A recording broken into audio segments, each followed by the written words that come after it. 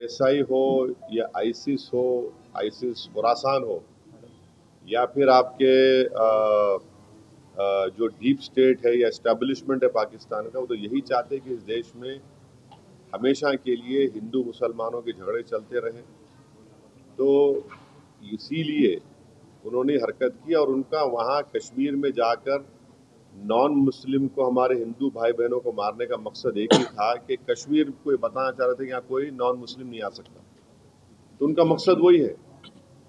तो हम पूरे देशवासियों से अपील कर रहे हैं कि आप ऐसे वक्त पे, अपनी पॉलिटिकल डिफरेंसेस होंगे, मगर आप उन लोगों को कामयाब होने मत दीजिए जो इस देश को कमजोर करना चाहते हैं, इसकी यूनिटी को कमजोर करने करके। कश्मीर पर जैसा कि नाम लेकर मारा गया कहा जा रहा है, तो उसी तरह से अब मुल्क में हिंदू मुस्लिम किया जा रहा है। बीजेपी के लीडर जो है तो नाम लेकर पूछ कर मार रहे हैं। दादर का वाकया सामने आया। तो ठीक है, वो जो कर रहे हैं गलत कर रहे हैं, वो लोग मुल्क के मुफाद में काम नहीं कर रहे, हम उसका मजम्मत करते, कंडेम करते हैं। अब आपके ही डिप्टी चीफ मिनिस्टर महाराष्ट्र के, वो खुद बोल रहे कि वो जो बच्चा जो जान दे दिया अपनी, आदिल, वो तो अपनी जान दे दिया ना। वो कहाँ देख रहा था कि मुसलमान है हिंदू, देख रहा, इंसान को देख रहा था। वो जान बचाने के लिए वो टेररिस्ट से वेपन छीनने की कोशिश किया, उसको मार दिए। तो ये जो अगर हमारे देश में से कोई कर रहा है गलत है, ये इसको हम कंडेम करते हैं। सरकार ने जो अल्टीमेटम दिया था कि जितने भी पाकिस्तानी हैं उनको पाकिस्तान भेजा जाए, वो चले जाए, मगर यहाँ की राज्य सरकार में जो है देवेंद्र फडणवीस बोल रहे कि पूरे गए और एकनाथ शिंदे जी बोल रहे 160 अभी बाकी है। मेरे को नहीं मालूम है, ये तो गवर्नमेंट को। युद्ध कितना महंगा पड़ेगा भारत को? अरे भाई, अभी गवर्नमेंट को छोड़ो ना, ऐसा लूज टॉक मत करिए। गवर्नमेंट का डिसीजन होगा, गवर्नमेंट पूरा सोच के फैसला करेगी। सुनिए, एक मिनट सुनिए, गवर्नमेंट क्या करेगी नहीं करेगी वो गवर्नमेंट तय करेगी। हमारा बोलना अपोजिशन कहता है कि आप इस पर स्ट्रांग एक्शन लीजिए, ये खत्म होना ये चीज। अब वो कैसा एक्शन लेंगे, क्या लेंगे, गवर्नमेंट पे तो थोड़ा आपको तो उनको उन पे छोड़ना पड़ेगा ना। अब ये टीवी चैनल पे एंकर बैठकर ऐसा बोल रहे ऐसा होगा ऐसा, अरे भाई ये मजाक है क्या? ये ऐसा गवर्नमेंट तय करेगी, तो क्या डिसीजन होगा वो तय करेंगे। मगर हम मेरा डिमांड ये है कि पाकिस्तान को फिर से FATF की ग्रे लिस्ट में लाना जरूरी है। फाइनेंशियल एक्शन टास्क फोर्स में उनको ग्रे लिस्ट में लाए।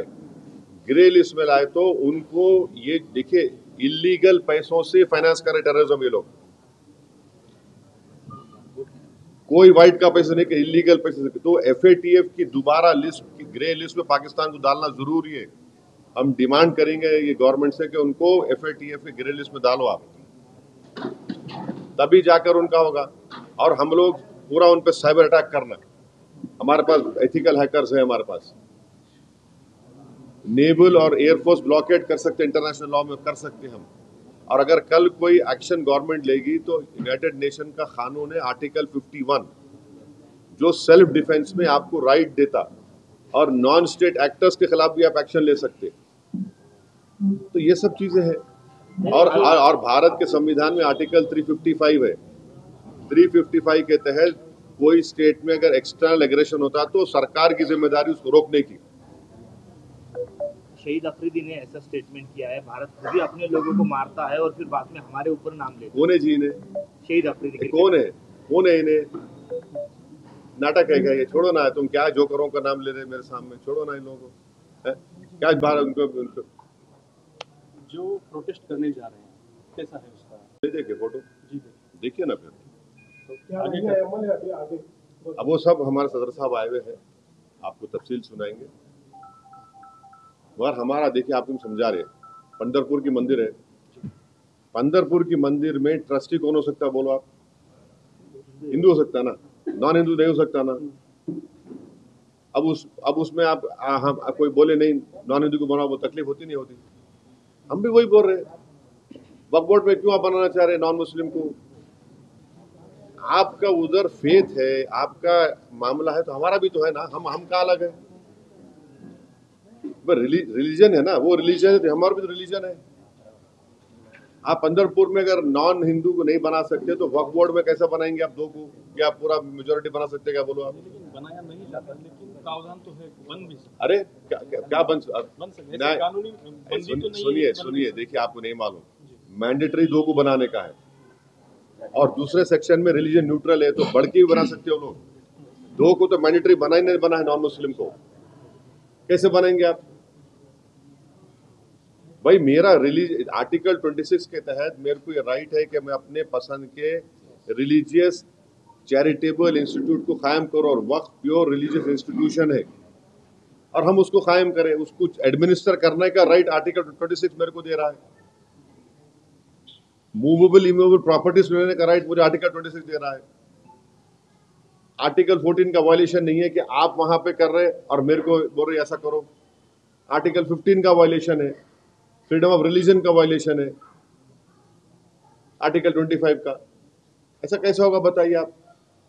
और एक बात बताइए ना, आप लोग पूछते क्यों नहीं? आप लोग मीडिया वाले डर रहे कहीं को, मेरे को समझ नहीं आ रहा। महाराष्ट्र के ये कानून से भारत का सबसे बड़ा दौलतमंद जो आदमी है, जो खोजाओं के यतीम खाने पे अपना महल बना लिया, सेक्शन 2C के तहत वो मालिक बन गया। आज की तारीख में नरेंद्र मोदी ने जो कानून बनाया, सेक्शन 2C पढ़ो आप, any trust form before this act and after this act will not be work property. क्यों? और आगा खानी को क्यों लेके आए? आगा खानियों से मोहब्बत पे ना पे नहीं लेके आए। अगर आगा खानियों की मोहब्बत पे लेके आते तो नरेंद्र मोदी जाके जकिया जाफरी से मिलते थे। वो आगा खानी है।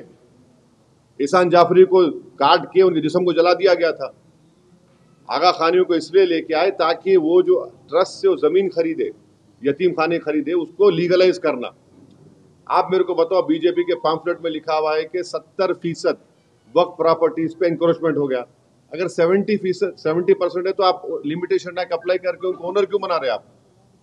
आप ओनर बना रहे ना उनको। आप देखो उनका पैम्फलेट पढ़े आप लोग, एक 4 पेज का, एक 15 पेज का बुकलेट, बकवास लिखे रहे उसमें, खुद अपने आप को वो कर रहे, कॉन्ट्रडिक्ट कर रहे। लिमिटेशन एक्ट का मतलब क्या है? 12 साल जो वहां पे बैठा हुआ है एंक्रोचमेंट करके, उसको आप मालिक बना दिए। आज मालिक बन गया वो। इवैक्यू वक्फ प्रॉपर्टीज है, इवैक्यू वक्फ प्रॉपर्टीज को आप निकाल के गवर्नमेंट कस्टडी में दे दिए, तो वक्फ बोर्ड का नुकसान हो गया ना।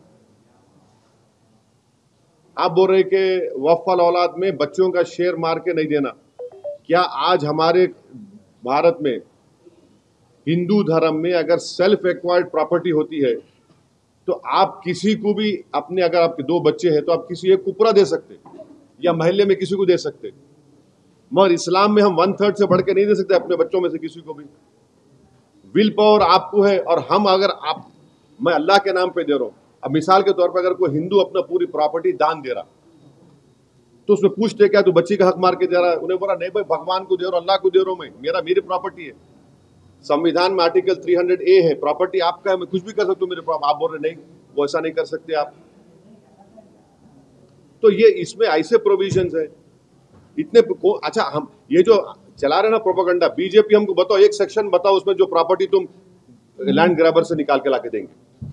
तुम एक सेक्शन बताओ जो यहाँ से इनकम में इजाफा होगा। बताओ ना। 45 अमेंडमेंट्स है, कौन सा उसमें है बताओ जो मुसलमानों के मफाद में? आप तो लूटने के लिए लेकर आ रहे।